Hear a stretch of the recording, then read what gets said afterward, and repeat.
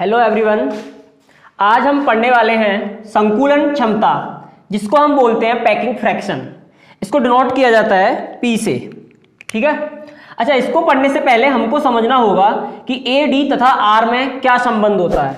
ठीक है। और ये जो ए होता है, ये हमारी जो इकाई सेल है, ठीक है, ये होता है इकाई सेल में जो ये कोर होती है इसकी लंबाई, घन के कोर की लंबाई, कोर की लंबाई, मतलब कि ये जो घन का कोर है ए, और आर होती है ये जो लैटिस पॉइंट जो होते हैं यहाँ पर, ये वाले, इनके जो लैटिस पॉइंट होते हैं उनकी त्रिज्या, जालक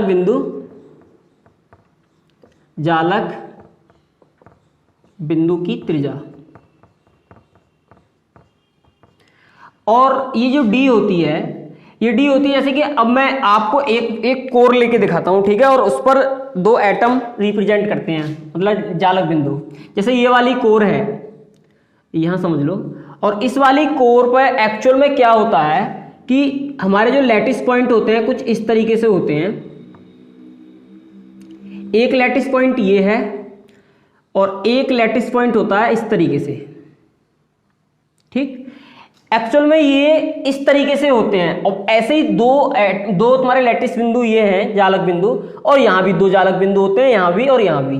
तो ये कवर कर लेते हैं एक फेस ये वाला। ठीक है, इस तरीके से यहां भी दो, तो ये इस तरीके से होते हैं। तो इन दोनों के बीच की जो दूरी होती है निकटतम, ठीक है, ये वाली दूरी, इसको बोलते हैं हम डी। ठीक है, ये वाली जो दो हमारे लैटिस पॉइंटों के बीच की दूरी को बोलते हैं हम डी। अच्छा, इसको मैं इस तरीके से दिखा रहा हूं, ठीक है, ये वाले। तो ये जो दूरी है, ये वाली डिस्टेंस जो है, इसी को बोलते हैं डी हम। ठीक है, इसको लिखना चाहो तो आप लिख सकते हो, क्रिस्टलीय जालक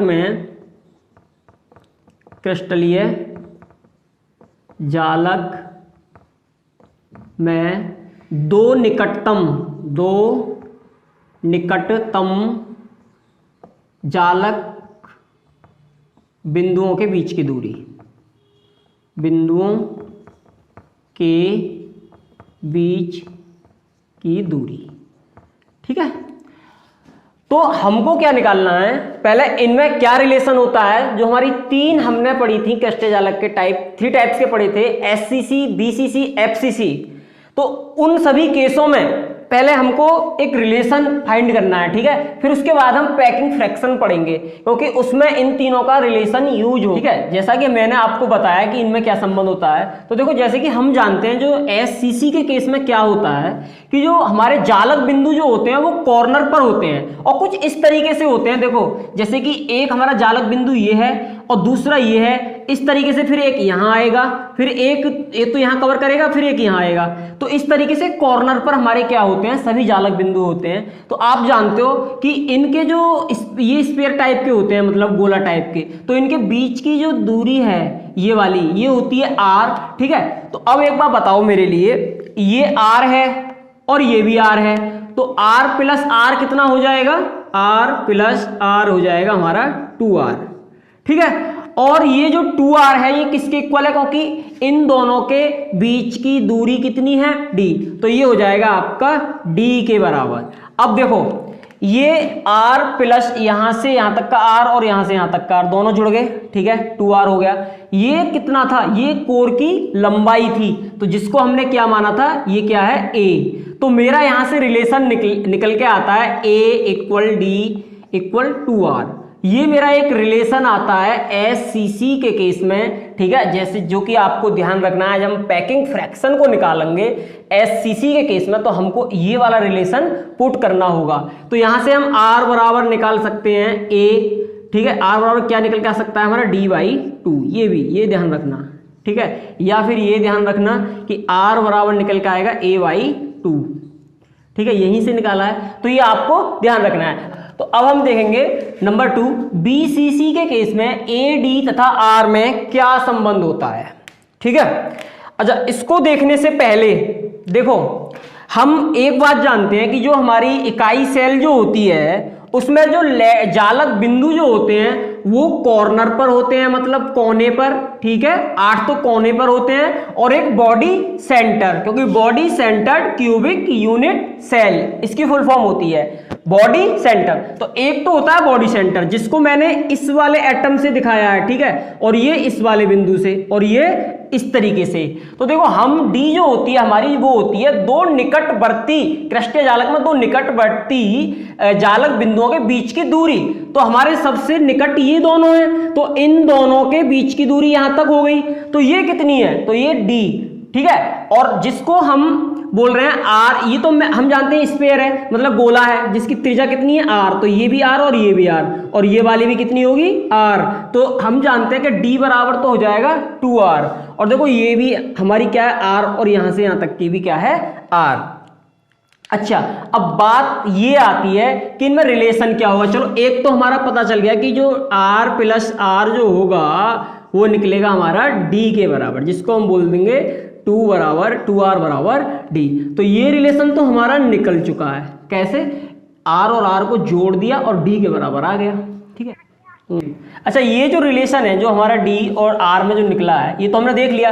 अब हम देखते हैं a के साथ क्या रिलेशन होगा इन दोनों का। तो देखो इसको देखने के लिए, a के साथ जो रिलेशन को देखने के लिए सबसे पहले ये वाली स्ट्रक्चर देखो, ठीक है। ये हमारी इकाई सेल है, इकाई सेल में हमने जो ये घन की कोर है ये मानिए a, ये भी a है और ये भी a, सब a हैं जितनी भी इसमें कोर हैं। तो हमको क्या है, एक तो ये फेस डायगोनल, मतलब एक फेस का ये डायगोनल, मतलब जो फेस है मेरा ये वाला, इस फेस का जो डायगोनल है ये वाला, जिसको बोलते हैं फलक विकर्ण, ये वाला निकालना पड़ेगा। और फिर उसके बाद एक हमें अंतर विकर्ण जिसको हम बोलते हैं बॉडी डायगोनल, ये निकालना होगा। फिर जैसे देखो ये बॉडी डायगोनल निकालने के लिए फेस डायगोनल की हमें जरूरत पड़ेगी। क्यों, क्योंकि हम जानते हैं r plus R plus R plus R कितना हो जाएगा, 4r है तो 4r हो जाएगा, प्लस 4r इक्वल ये मेरा क्या है बॉडी डायगोनल।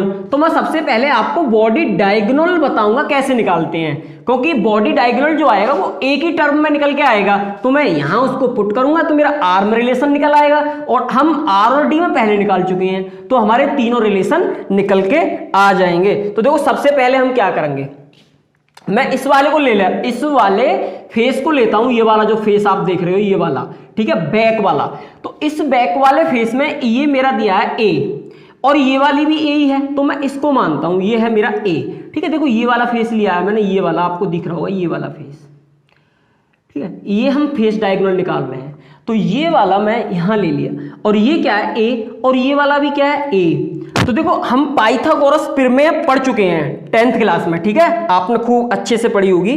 तो देखो पाइथागोरस प्रमेय को यूज करके, देखो मुझे पता है कि ये फेस डायगोनल एक स्क्वायर मतलब स्क्वायर टाइप का है, तो ये 90 डिग्री का एंगल बनाता है, ठीक है। और ये मेरा हो गया कर्ण, और ये मेरा हो गया लंब, और ये आधार। तो हम पाइथागोरस प्रमेय को यूज कर हम फेस डायगोनल की वैल्यू फाइंड करते हैं। क्या होगी, देखो देखो हम जानते हैं कि इसको ले लेते हैं ए बी सी, तो ट्रायंगल ए बी सी में तो देखो क्या निकल के आएगी अच्छा इसको मैं कहाँ निकालता हूँ, चलो यही निकालते हैं, ठीक है। क्या निकलेगी, देखो हम जानते हैं कर्ण का स्क्वायर, पाइथागोरस प्रमेय लगा रहे हैं, ठीक है, इस वाले एंगल में ट्रायंगल में एबीसी में कर्ण का स्क्वायर इक्वल होता है लंब का स्क्वायर प्लस आधार का स्क्वायर। तो देखो हमें कर्ण की वैल्यू निकालनी है, लंब हमारा a है, a का स्क्वायर प्लस b का a का स्क्वायर, क्योंकि आधार भी क्या है, अच्छा दिख रहा है ये, ठीक है, नहीं दिख रहा होगा तो मैं ऊपर निकालता हूं, देखो यहां देख लेना, ठीक है। तो कर्ण हमें निकालना है, कर्ण का स्क्वायर इक्वल लंब का स्क्वायर, लंब कितना है हमारा a और आधार भी कितना है a, तो ये हो जाएगा मेरा 2a स्क्वायर, ठीक है। ये फेस डायगोनल है मेरा, ठीक है। तो यहां से हमारी फेस डायगोनल की जो वैल्यू निकल के आएगी, देखो ये स्क्वायर हटाऊंगा तो उस पर रूट स्क्वायर लग जाएगा, तो रूट स्क्वायर लगेगा तो यहाँ स्क्वायर है तो ये तो रूट से बाहर आ जाएगी, a इंटू रूट 2, या फिर बोल देते हैं रूट 2 इंटू a। तो मेरी फेस डायगोनल की वैल्यू निकल के आई ये वाली, ठीक। अच्छा अब हम इसका स्क्रीनशॉट ले सकते हो, और उसके बाद हम निकालते हैं इसके बॉडी डायगोनल। अच्छा, बॉडी डायगोनल निकालने के लिए ही हमने फेस डायगोनल निकाला है, क्योंकि यहाँ यूज होगा वो। तो देखो, अब बॉडी डायगोनल निकालना है तो देखो मैं आपको बता दूं कि ये वाला जो हमारा फेस डायगोनल है और ये आधार है, यहाँ भी पाइथागोरस प्रमेय लगेगी। हमारे पास इस वाले की वैल्यू है, इसकी भी वैल्यू है, हमें निकालनी है इस वाले की वैल्यू बॉडी डायगोनल की। तो ये हमारा कर्ण बनेगा इसमें भी।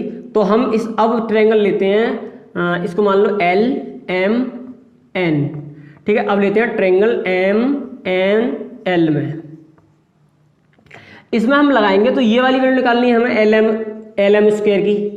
तो देखो ये हमारा कितना निकल के आया है, √2a का होल स्क्वायर प्लस a का होल स्क्वायर। तो देखो इसका स्क्वायर हम करते हैं तो ये आएगा 2 × a square plus a square, तो निकल के आएगा 3a स्क्वायर LM स्क्वायर की वैल्यू। तो यहाँ से हमारा जो बॉडी डायगोनल निकल के आएगा वो निकल के आएगा आपका कितना, देखो इसका रूट हटाएंगे तो रूट में आ जाएगा 3 और a बाहर रहेगा, तो ये निकल के आएगा √3a। हमारे पास फेस डायगोनल भी निकल आया, फेस डायगोनल कितना निकल के आया, √2a, और बॉडी डायगोनल भी निकल के आ चुका।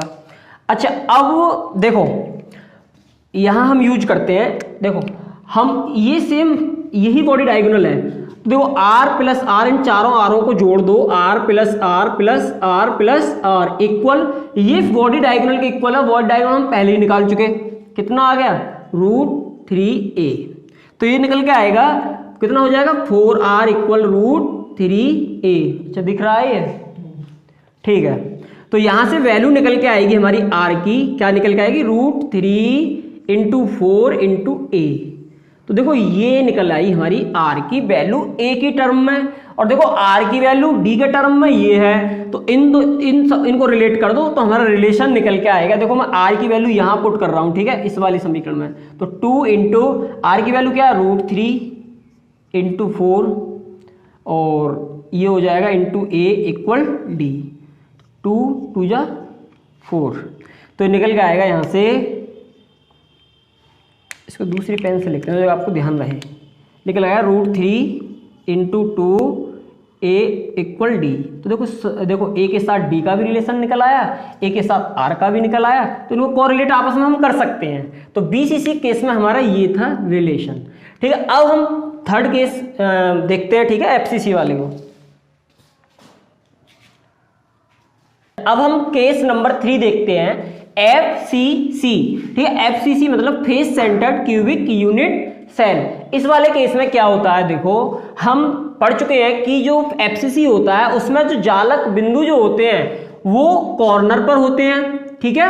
8 जो कॉर्नर, उन कॉर्नर पर होते हैं, और किस पर होते हैं, जो फेस पर होते हैं। तो मैं एक फेस लेता हूं इसमें से और फिर आपको समझाता हूं, ठीक है। जैसे कि माना चलो ये वाला मेरा क्या है, एक फेस ले लिया मैंने, ठीक है। तो देखो मतलब कुछ इस तरीके से होता है कि एक तो मेरा यहां होता है, मैं एक फेस ले रहा हूं, देखो ये वाला एटम और ये वाला एटम और ये वाला एटम, ठीक है। मैं इस वाले फेस की बात कर रहा हूं, ये वाला जो आप देख रहे हो ये वाला, ठीक है। इसमें ये वाला एटम ले रहा हूं और ये वाला, मतलब इस पे ही जो सामने की ओर है ये वाला और ये। तो एक एटम तो होता है यहां पर, तो मैं कुछ इस तरीके से दिखा रहा हूं इसको, और एक होता है यहां, ठीक, इस तरीके से होते हैं मेरे। अच्छा देखो, अब देखो कुछ ये इस तरीके से होता है एक फेस, ठीक। तो इस एक फेस के द्वारा देखो हम जानते हैं कि ये तो R होती है, ये भी R होती है, ये R होती है और ये भी R होती है। अच्छा, आप इस वाली वैल्यू को भली भांति निकाल चुके हो कि ये वाली वैल्यू क्या होती है हमारी, यहां से यहां तक क्या होती है, फेस डायगोनल। अच्छा ये तो समझ रहे हो ना, ये वाली क्या है, ये तो हमारी डिस्टेंस हो गई D, जो कि दो निकटतम कृष्टीय जालक जो हमारा, उसमें दो निकटतम जालक बिंदुओं के बीच की दूरी। तो एक मेरा रिलेशन तो चलो यहां से निकल गया कि r + r को मैंने ऐड किया, r + r इक्वल हो गया d। तो ये तो 2r बराबर आया मेरा d, ठीक है।